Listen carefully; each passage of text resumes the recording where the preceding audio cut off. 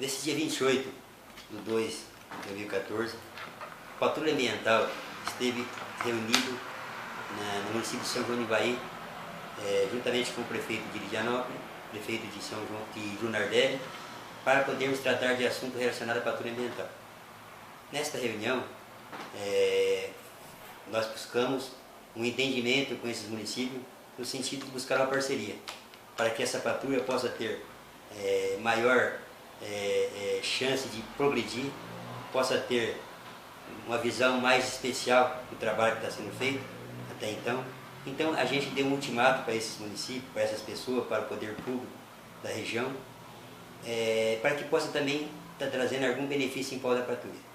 Tanto que a patrulha, nesse 1 ano e 20 dias de existência, já foram inúmeras ações que foram realizadas em prol do Vale do Ivaí, em especial o município de Lidianópolis, o município de São João do Ivaí e o município de Junardelli, onde nesses 3 municípios foram várias ações realizadas por meio da patrulha, por intermédio da patrulha ambiental. Tanto que foram arrastões ecológicos, arrastões de combate à dengue,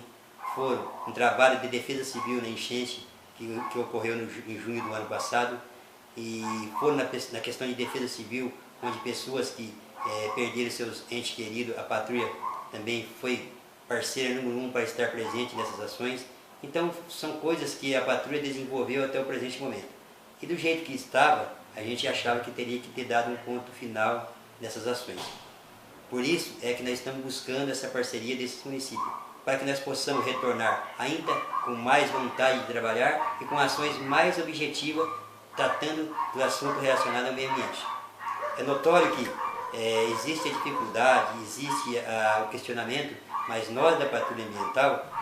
estamos unidos, estamos angariados com um objetivo comum, que é defender o nosso meio ambiente, procurar proporcionar à comunidade desses municípios, que a gente vai buscar parceria, um maior conforto na questão ambiental.